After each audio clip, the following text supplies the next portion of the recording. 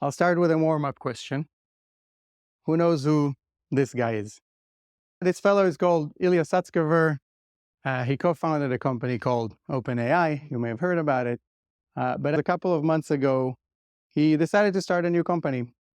And as soon as he decided that, he got $1 billion. Amazing.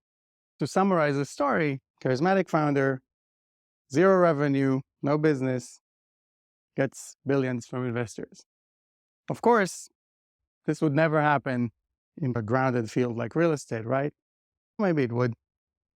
But this guy is a symbol of people making money out of air, basically not creating any value, speculating, burning other people's money, telling stories. Because everybody knows, at least that's what all the experts told me when WeWork was going public, that you can't have a real estate company without actual real estate. You can't create value like that, definitely not over time. But maybe you can. This is a company called Marriott International. It's been around for a long time, like almost a century soon, like 75, 80 years. And when you look at the balance sheet of Marriott, most of their value is in intangible assets. They barely own any buildings. And when you see a company like Marriott, you ask yourself, today we look around at hotels and they all have these logos at the top. But these logos have not always been there. They're a relatively new phenomenon. This is the first Marriott in the world, I think opened in 1957. And this is also the first hotel of a national and international hotel chain brand. Now, why do hotel brands exist? And why did they emerge in 1957 and not, 20 years before that, or 50 years before that, or 500 years ago? In a world before the automobile, let's say a world that depends on trains, consumers have no choice. You get on the train in one place, everyone gets off at the same place, also at a predictable time. So it's classic real estate. If you own the building across from the station, and we have some examples of that here in Boston because it's an old enough city, everyone comes to you, you know exactly who's coming, what time, what day. Great business. Once people start having choices, for example, they're driving in a car, so they're going to more places, but they can also stop wherever they want. So they don't necessarily come to the center of the city. Maybe they want to stop 5 minutes earlier or 20 minutes earlier. And suddenly you have to convince them to stop at your hotel rather than somewhere else. And also it opens up the possibility of many more hotels. So you have more competition. You have to suddenly stand out, be noticed, and start to think about your customer journey in different ways. Are they going to call me first? Do I need a website? What else is happening? And then a brand suddenly becomes not just a nice thing to have, because hotels had names 200 years ago as well, but it becomes the thing that I'm going to drive and say, oh, there's a Marriott here, let me go there. Or I need a hotel, who should I call? Which website should I go to? The name, and then all the other services suddenly become much more important. So important that they end up building companies that are worth tens of billions of dollars, even though they don't have assets. Now, this little story with Marriott is not just about, okay, now they have a brand, that's great. It changes a lot of fundamental things about the business of real estate. And I'm telling you this story because it has obviously implications and lessons for the future and for all other assets. About 30-something years ago, Marriott realized that the activity of owning the buildings and the activity of doing everything else, so the brand, the marketing, the deciding what people like to eat for breakfast and what kind of pillows they like, training service people, gradually more and more activities started to accumulate within the company that were not core real estate activities. And it was time to split them into two separate entities because the market just couldn't treat them properly or value them properly when they're bundled together. So we saw the hotel company split, in Marriott's case, essentially to Host Hotels and Resorts, which owned all the buildings, and to Marriott International, which owned the brand, the website, the services, basically the tangible asset side of the business and the intangible side of the business. Now, if we look at how each of them has done since then, over the last 24, 25 years, Marriott is up about 1,500%. That's the intangible assets. The tangible assets are up about 18%. Of course, over the years, Host Hotels started owning hotels that are managed by others. Marriott obviously manages buildings that are owned by other people rather than Host. So the point here is not don't invest in real estate, it doesn't go up. because even the host investors got a lot of dividends regularly and the Merit ones didn't. But that's part of the point.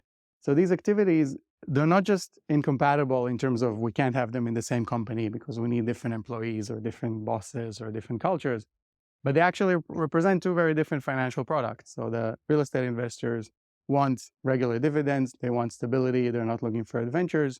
And these type of assets also ground a lot of institutional portfolios, like pension funds that need that regular income, predictable, to give checks to retirees. And the Merit investors are people that are looking for growth, that are more speculative, that are happy to take the risk, and that are not interested in the short-term cash payment. Now, we spoke about this distinction between tangible and intangible assets and the split that is starting to affect real estate, most notably and most early in the world of hospitality. Now, these assets are not just different in all the ways I described. Of course, one is physical, other isn't. They grow differently, but they're produced very differently. So an intangible asset, just to be clear, could be a brand name, a story, a piece of code, a relationship, some know-how about how to manage things, even properties of an actual network and kind of the relationship between different things in a network. So how do you create these things? Even let's say a song or a movie or a story, also the kind of quintessential intangible asset. How do you make these things? You just come up with stuff on your own with other people, which is a unique process. So this process also tends to have results that are quite polarized. So this is Halle Berry, Catwoman, I don't know, $200 million production budget, complete flop. Wonder Woman, Gal Gadot, much less famous when she was casted here, $1 billion in revenue, and of course they built a whole franchise on top of it. That's the hardest question of the whole day, so focus really hard. I'm going to ask you something. Why did this one succeed and this one didn't? Nobody knows. The basic tenet of Hollywood, if you ask any screenwriter or producer, is nobody knows anything. You don't know in advance, and even after stuff happens, nobody knows why it happened. You just try stuff. Does the amount of resources or time or whatever you put in doesn't necessarily have that much of a bearing over what comes out. Likewise, other stories. Why is Facebook now a $2-3 trillion company and Friendster isn't? There's nothing in the actual inputs that went into them that can tell you that. Again, in terms of timing, Friendster was earlier. There's obviously some that came even after Facebook. There's all sorts of reasons, but with software products, it's much harder. More recently, of course, Google, $2 trillion company, spends 15 years on AI, hires the best people. ChatGPT, OpenAI comes along with less than 400 people. They get to $2 billion in revenue from a product that they didn't even plan to launch as a product, if you ask them. So they were a nonprofit. They launched something to share it with the public. They've shared similar products before that one. For some reason, something about it made it go off. So when you look at how some of these things are produced in the tech world, for example, this is Google's VP of engineering, a lot of managers will tell you that sometimes the right person at the right time, at the right place, is worth hundreds of times more than somebody else. Now, the comparison here is not between a Google engineer and some guy off the street. It's a comparison within the cohort of Google engineers. So all the people that are hired every year that already, studied at MIT, went through all the tests, still some of them are worth hundreds of times more to Google. So in the world of intangible assets, the basic production function is nonlinear, meaning that it's characterized by an unpredictable relationship between what you put in and what you put out, disproportionate relationship, and also volatile in the sense that even if you do something and it works, you do it again, it doesn't work. Or maybe it does work, but you still have no idea why it worked or why it didn't. And it starts with entertainment, but it also applies to software and a lot of other things that are increasingly relevant to other businesses. Why do intangible assets behave like this? Several reasons. One, the outputs of these assets are scalable and uncapped. Again, when you produce a song, a singer can suddenly make $2 billion a year in revenue, while somebody else can spend more time, more money producing a song, and nobody would care.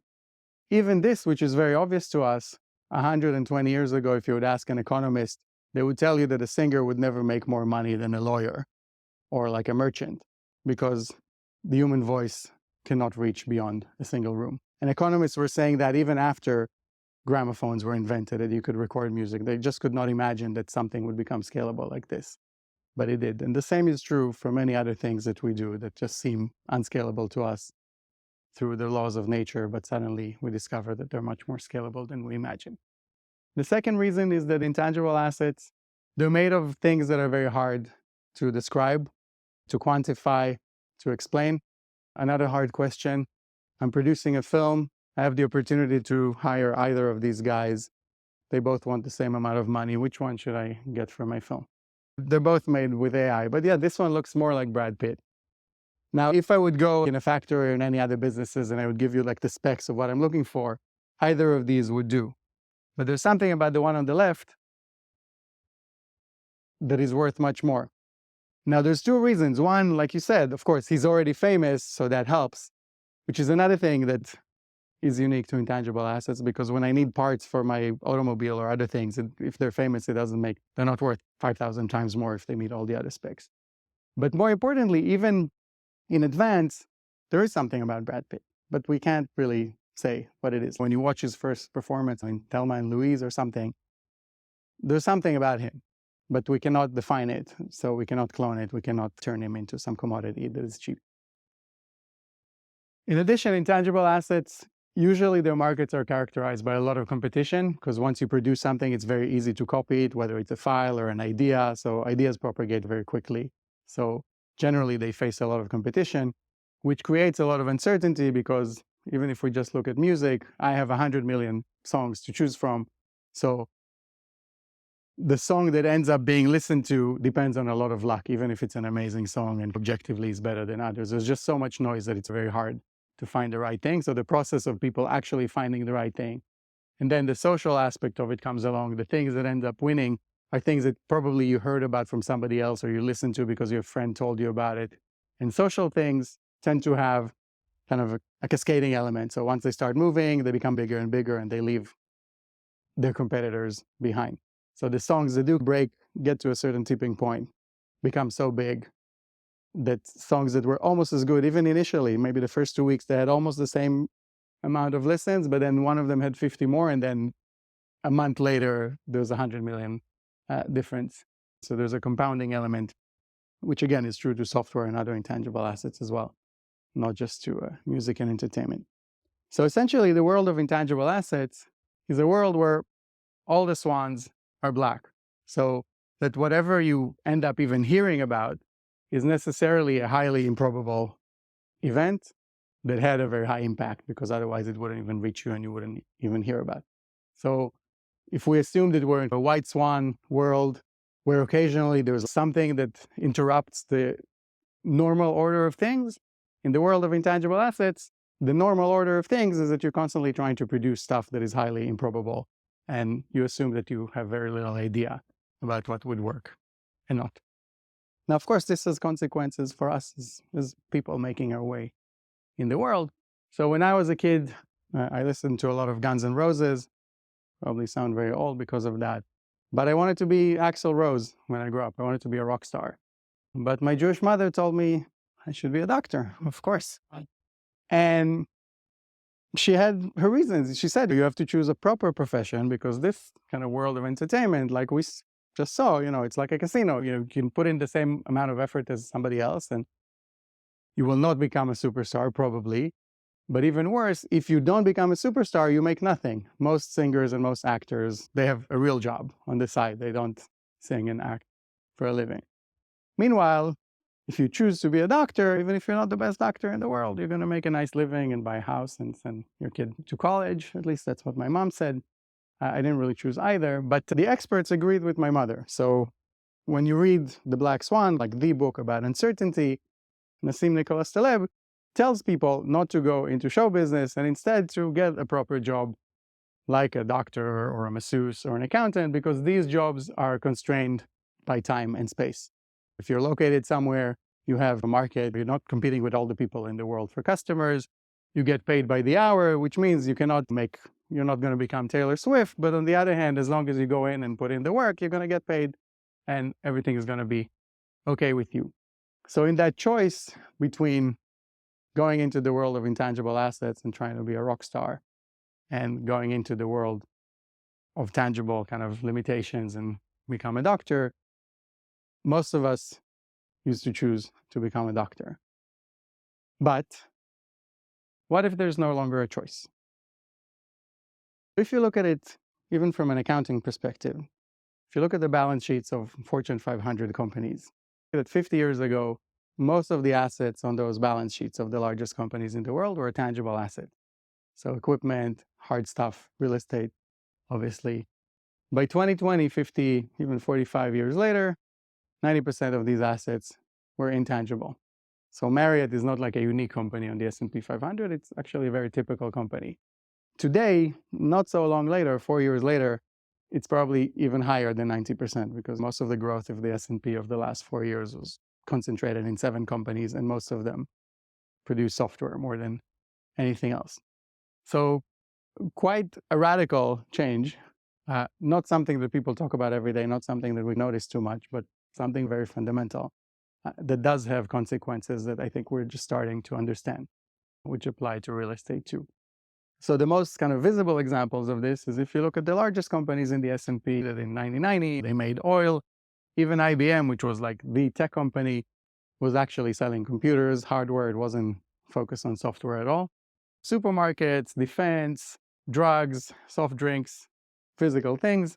Today, if you look at the top of the S&P, tech or pharma, which also sells formulas more than anything else, Visa, which processes transactions and again doesn't deal with physical assets, and even the top company, Apple, which still sells hardware, almost half of their revenue these days is from services. So just from selling, from app sales, from access to iCloud and other things. And probably in a few quarters, it will be larger than their hardware sales.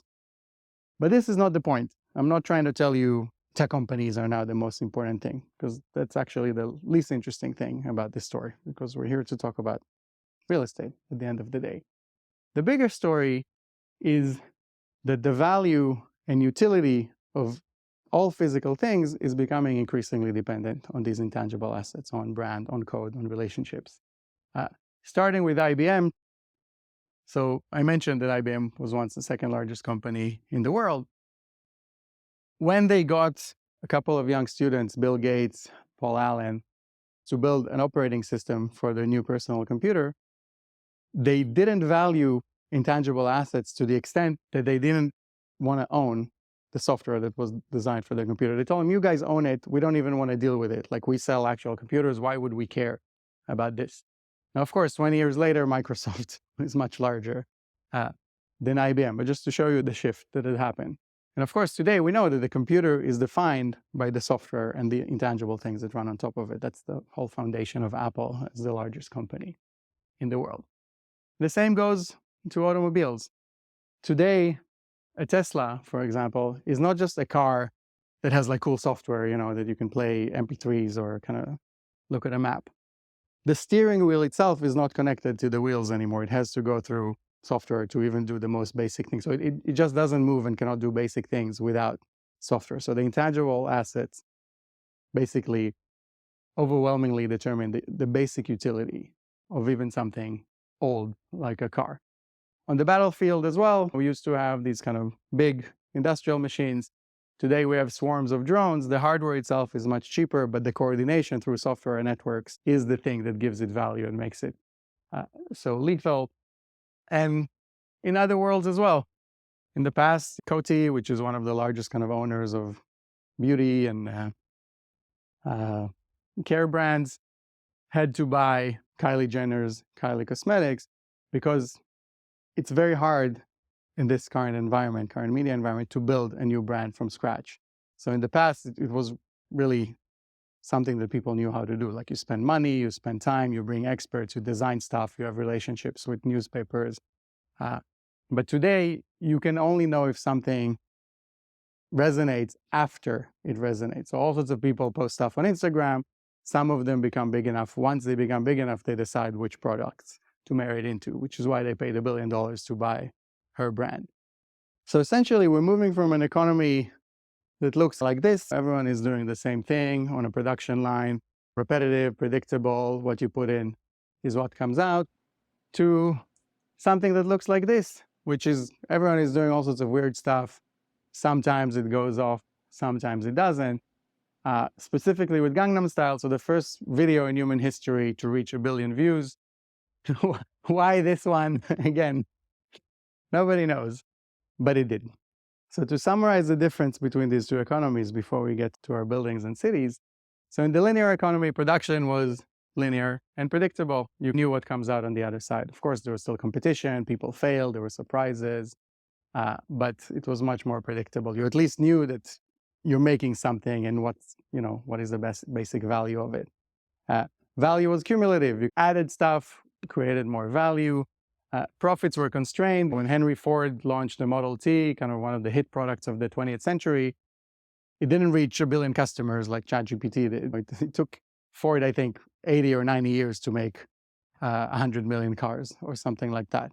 And of course, the profits were constrained because to sell every car, you still have to make one new car per customer.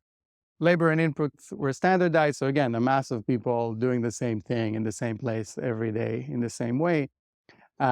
Relatively similar people in tasks, which resulted in a kind of normal-ish distribution of rewards. A broad middle class of people that had to be more or less the same, consume the same things, have the same education.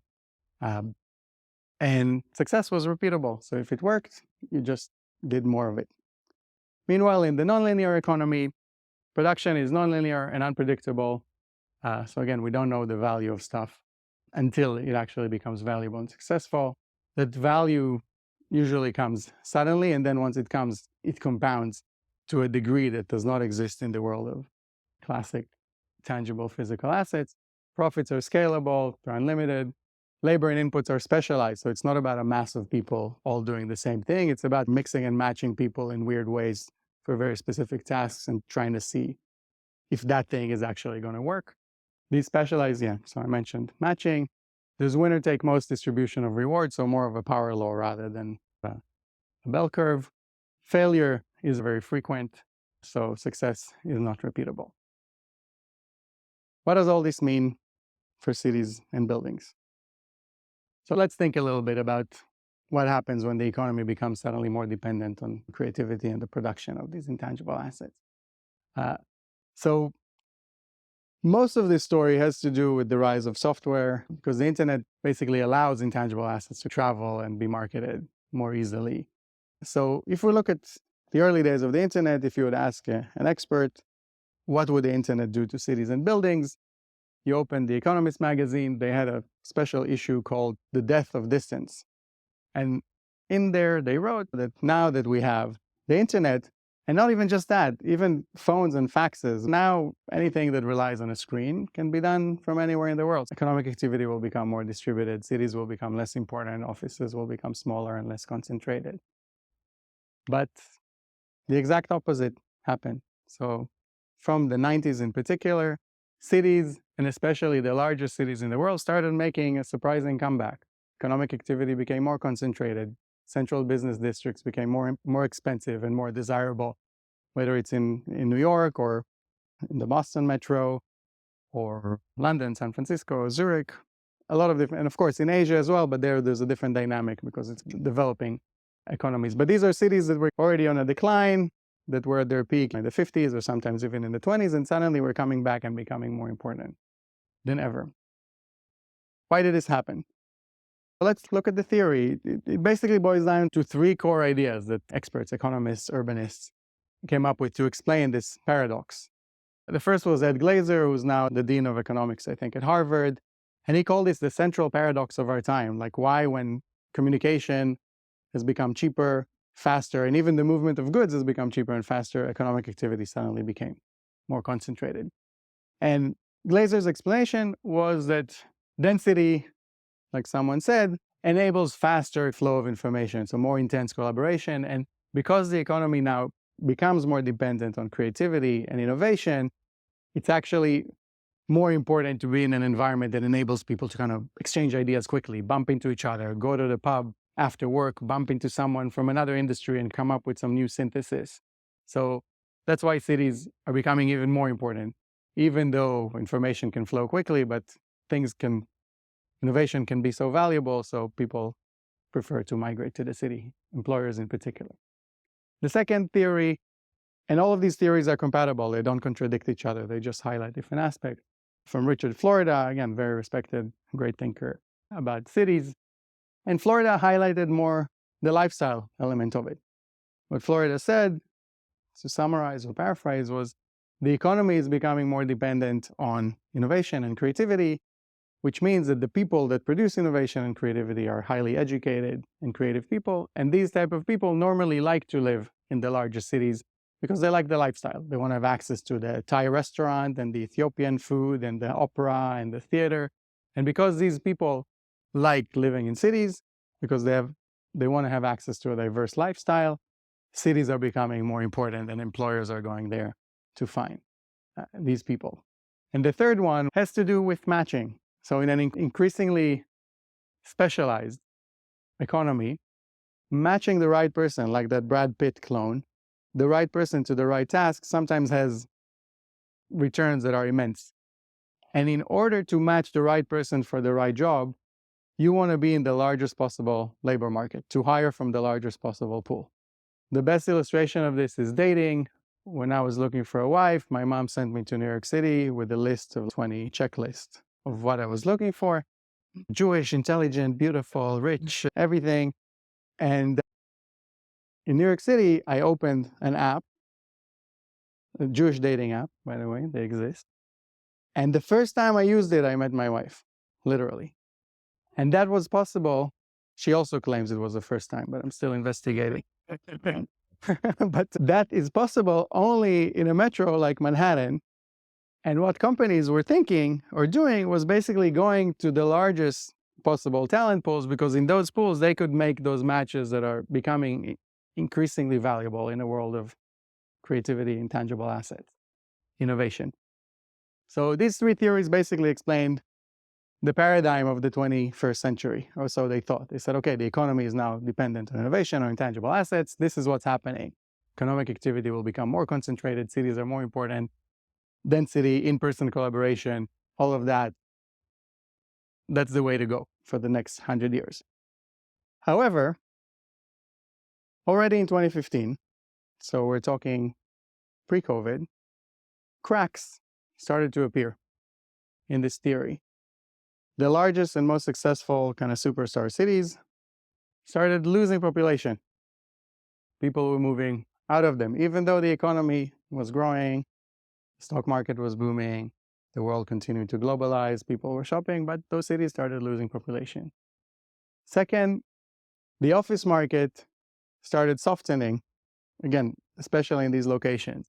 It was hard to notice because of Adam Neumann, among other things. So this is a chart showing office absorption in the 50 largest metro areas in the US. And as you can see, 2019 still looks like an okay year, but half of the demand came from flexible office operators like WeWork, which basically took venture capital money, signed leases with it that were not necessarily in actual demand by anyone else.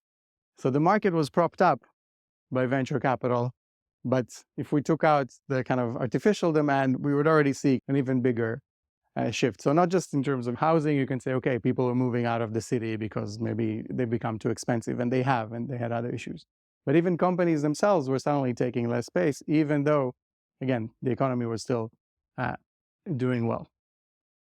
In addition, even before COVID, we started seeing the largest, fastest growing, most innovative companies start splitting their headquarters and their core R&D activities into multiple locations. So most famously with Amazon HQ2 and HQ3, but even Apple, Facebook, Shopify, Spotify, all of these companies suddenly started splitting those activities. Now, this was hard to notice at the time because companies always had offices all over the world, right? That didn't start in 2015. But what was unique here is that they were not opening branches in order to serve local customers. They were opening offices in order to hire local people that would cooperate with other colleagues in other offices. So they started basically collaborating remotely from their offices. And the CTO of Stripe even said specifically why. We're opening a remote hub because we want to access the 99.74% of people that don't live near our office in San Francisco and Singapore. and Dublin. So we started to see this basic formula suddenly develop attention. So if before it was, let's go to the largest cities because we have density and in-person collaboration and the largest talent pool, suddenly it started to be about, do I want to have everyone in the same place, or do I want to hire from multiple locations and collaborate remotely and split my activities? Now, why did it happen in 2015? We're not sure. There's a variety of reasons, but probably the core one is that something about digital collaboration just became good enough suddenly, and companies realized, oh, I can actually do this. And yeah, I would love for everyone to be in the same place. But if I have the opportunity to hire from a pool of 300 million people, not just that I can probably pay less for them, but I have much higher odds of finding the kind of my dream employee or my dream wife. So that started happening. And then, of course, the world sneezed, COVID, everyone went home, and many of them never made it back. So today, we know that about 25% of all hours worked in the US, and this is across all industries, not just the knowledge industries, are now performed from home. And that's before we even talk about that splitting of actual office activity to even many more locations. We know that in more and more sectors, remote jobs are a huge percentage of actual jobs and of listings. And of course, remote jobs for tech are no longer just in tech. The largest industries employ tens of thousands of product managers and coders and engineers and people that produce intangible assets in various ways. And the splitting of headquarters intensified after COVID. This is data from employment contracts from Carta, showing that in 2022, 62% of new employees, their home address was in a different state than the actual headquarters of the company, which again was very different a few years earlier, where the vast majority of contracts were of people that actually live near the center of the company. As companies grew larger, they also started to become more amorphous. So not just hiring from more locations, but hiring in more unusual ways. So relying on freelancers, on temporary employees, on contingent employees, and not just for cleaning and security, but again, even for core activities. And meanwhile, the office market, we know it's still not doing well, but leases started to shorten. So the average, this is just for London, but in large cities in the US, the situation is the same, went down from an average of 3, 4, 5 years to more like a 12-month, 18-month. And of course, this is leases that are actually signed. We know that many leases are just not signed at all. And most cities, vacancy is actually still going up. So as leases come up for renewal, they're not renewed or they're downsized. And even the largest company in the world, I don't know if it's the largest today, but it was a week or two ago, and the best performing company of the last few years. So NVIDIA works across about 100 locations, lets its employees work flexibly, lets teams or individuals figure out how they want to work, when they want to work. They're not all from home. They actually come to different offices. They figure it out for themselves. But the point is that there's a common narrative that, okay, this remote thing, distributed thing, it works if you're like a social media company or something like that. But NVIDIA actually designs hardware, and not just hardware, but actually the most sophisticated little things that humans have ever designed.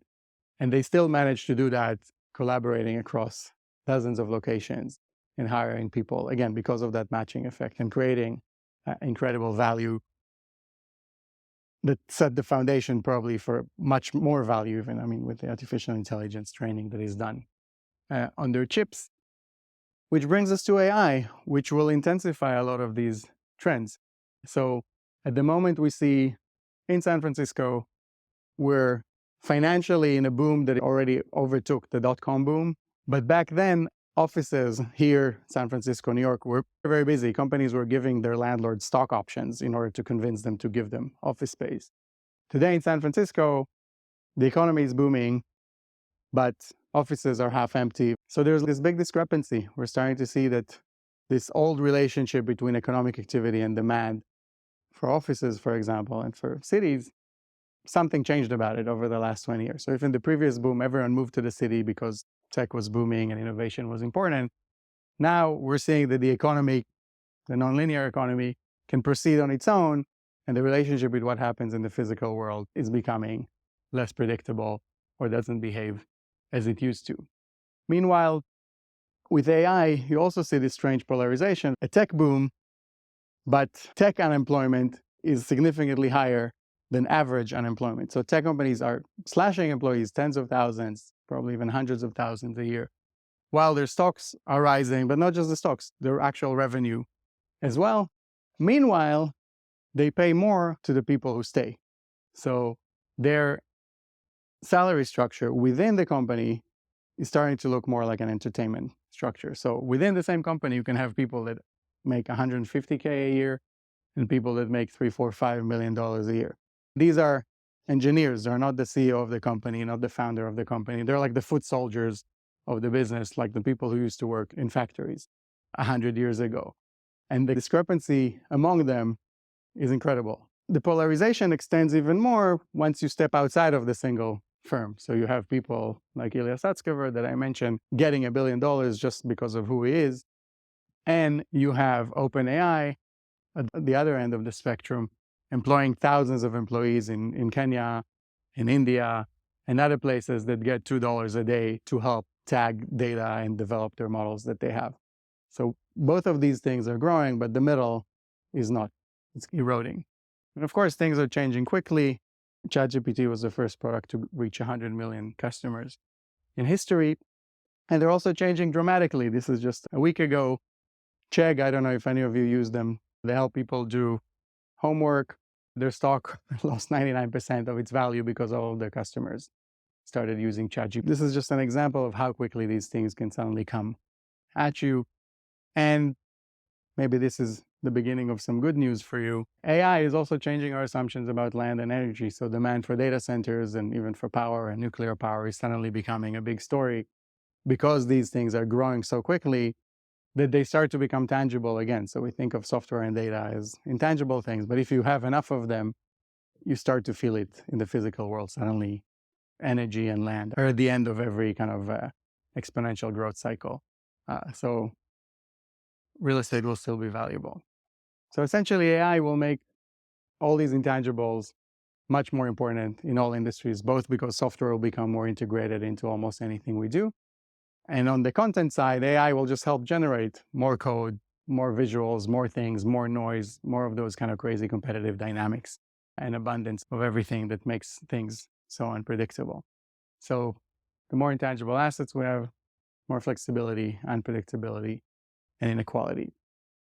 So if people used to say that there's no business like show business, right? Show business used to behave in a very strange, unique way, unlike the rest of the economy. Today we can say that maybe all business is becoming like show business. So again, with the inequality, with the uncertainty, with the volatility, and then with the fun and opportunity as well. So how did Hollywood handle all this uncertainty? And what can we learn from it? So they developed over the years a set of strategies to cope and mitigate. The first one was alcohol. It's a joke, but it's true. People in show business struggle with anxiety. Even when they succeed, they don't know if they can replicate it. They feel like they're fakes. They cannot explain to themselves why they succeeded and somebody else didn't. So they come into it with psychological mechanisms and assumptions that are different from all of us when we just go to do our job. They assume that they will fail. And if they don't assume, then they learn that they will and they get disappointed. Second, they embraced flexible and specialized organizational structures. So at the end of a film, hundreds of names of people with really weird and very specific job descriptions that often don't make any sense. And these people are very specialized and also coalesce together. They work on a project, sometimes even for 2 years, and it could be a project as big as any real estate project, like worth $500 million maybe in production. And then they all dissolve back into where they came from. So they're not employed on a fixed basis with salaries, because that would be too risky. You just bring whoever you need when you need them, and they work together. Second, production in showbiz is financed as a series of bets. All these power laws are the sales or views of different intangible products. So obviously they all have the same shape, a small minority that makes a ton of money, and a long tail of mostly very little revenue. And for that reason, these things are usually funded like venture style as an entrepreneurial thing. You assume that one or two bets are going to succeed. And if they succeed, they're going to be big enough to pay for everything else that you do. So failure is ingrained into the business model. Third, of course, there's heavy reliance on superstars. They pay them a lot of money because they assume that those superstars will help mitigate some of the uncertainty. They'll help the sales, as we saw with Halle Berry and others. It doesn't always work. An extreme example, so Emma Stone just won the Oscar a few months ago. She received 65% of the production budget for the film. So again, in other businesses, it's hard to think of one individual that gets 65% of the pay. And again, a project that maybe 500 other people worked on, but in show business, it's happening. And as we saw in other businesses, it's starting to happen as well, with people starting to earn so much money more than their peers, even within the same companies and jobs. Of course, Hollywood hires from anywhere. This is casting firm Gone with the Wind. All the starlets from all over the world had to travel to New York or to Hollywood. And ultimately, they chose Vivian Leigh, I think, who was English. But basically, obviously, we take it for granted that sports teams or Hollywood studios hire from anywhere and pay a lot of money for people to move. In addition, show business migrates to places with favorable legal conditions or even weather that allows them to do more productions a year and kind of make more bets every year. The beginning of Hollywood was people basically running away from New York to the other side of the country so they don't have to pay royalties for the projectors and film machines. So California was as far as you could go, and also it was close to Mexico, so if the inspectors would come, you can cross the border, and that's actually what happened. And the way they use real estate, they have a polarized strategy. So they either use spaces that are complete blank slates, like these big studio stages, that every day could become something completely different based on what you need. So again, lower fixed cost, less commitment, less assumption that you even know what you need. Or they have these super specialized whole areas that are designed into specific things that they know they have to do regularly. So a whole neighborhood of Brooklyn, or a piece of desert, or an old Roman city. And of course, other specialized locations as well, whether it's editing studios, access to machines, different places that are used only for very narrow and specific activities and are contracted on demand. And increasingly, they're not using physical space or physical people at all. They're relying more and more on software and artificial intelligence to create whole locations and landscapes, which again, mitigate the uncertainty as well. So what happens when more industries embrace these strategies? And as we've seen, it is happening. So companies are hiring from anywhere. They're paying more for their superstars. They're opting for more flexible real estate or for no real estate at all. So essentially, what is happening is that all the basic things that have defined and protected the value of our assets are undermined by technology in a variety of ways. So location doesn't mean what it used to mean. Visibility, accessibility, the power of regulation to protect you or tell you in advance what is allowed or not allowed in the specific region and how much supply is going to come on board. Access to information and capital that used to be dependent on relationships formed over decades suddenly is available to anyone. Today I can point on any building in America and I know how much it costs, and if it's commercial, who are the tenants, and a lot of other stuff about it. And also for the development process, there are a lot of loopholes and things that used to be, again, closely guarded, and today everybody can find out almost anything. And in terms of access to capital, if we go back to Adam Neumann, we see that because the value of the assets themselves is much less stable than it was, somebody with a good story can pop up in New York and raise $14 billion, while someone with an established portfolio and all the know-how just cannot access that capital. And again, in the past, it was exactly the opposite. You needed the relationships, you needed to be known, you needed to know who to call. And essentially, even in real estate, we're starting to see more polarization of outcomes. So either big wins, epic fails, and fewer kind of, I'll just build something decent in a nice location and let's just hope it's going to be okay.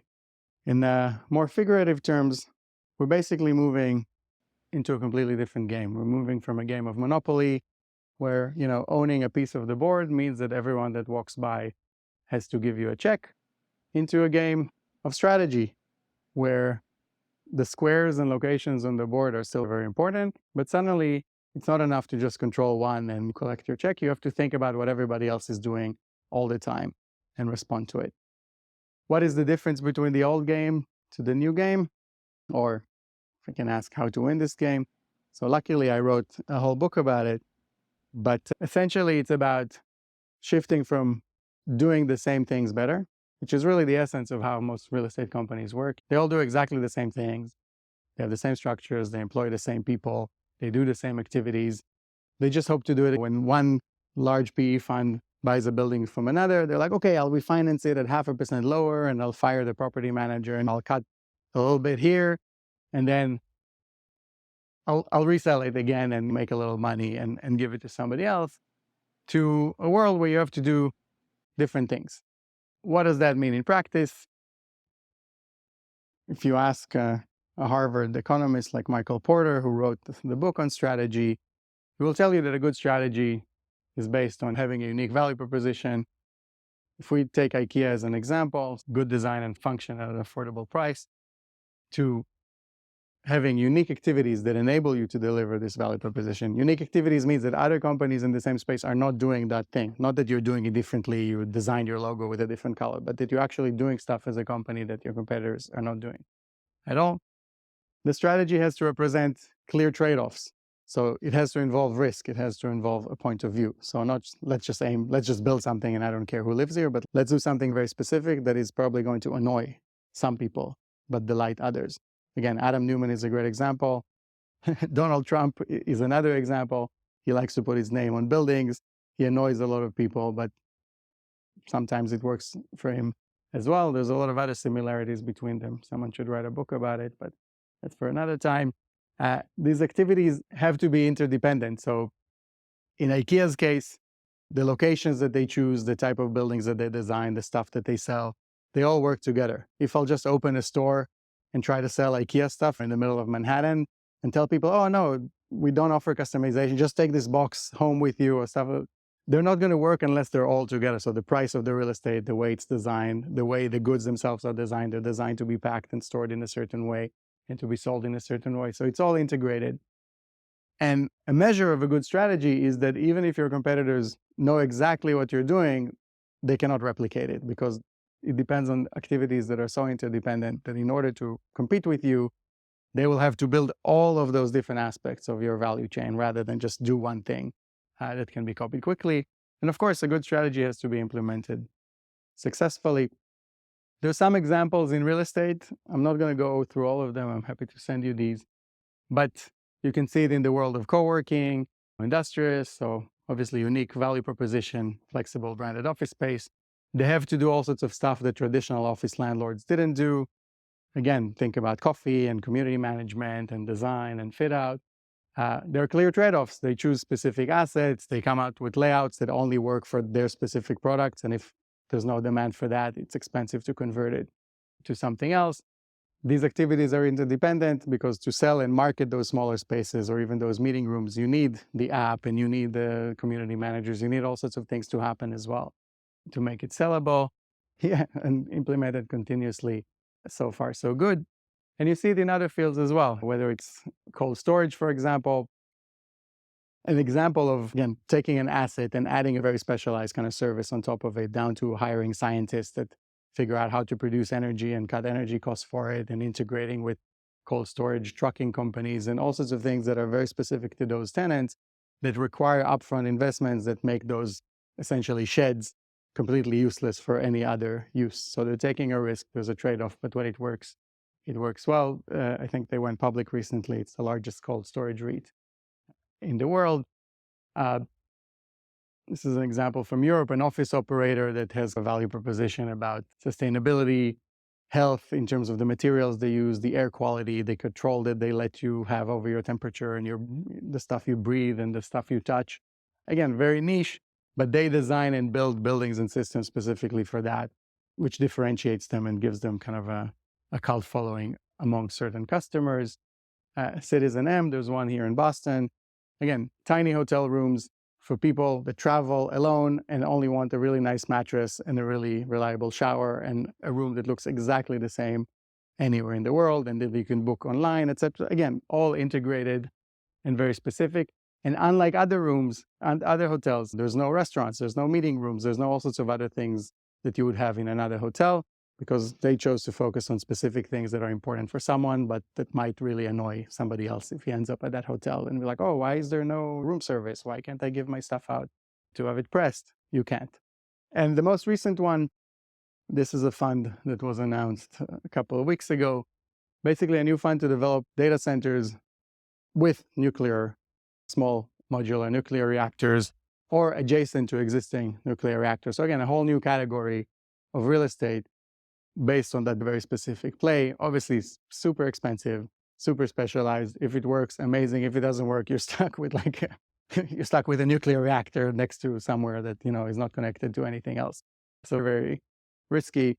But yeah, so on each of these, we can ask, okay, cool, but what if they fail? That's part of the point. I think we're in an industry now where our only option is to make these type of strategic bets.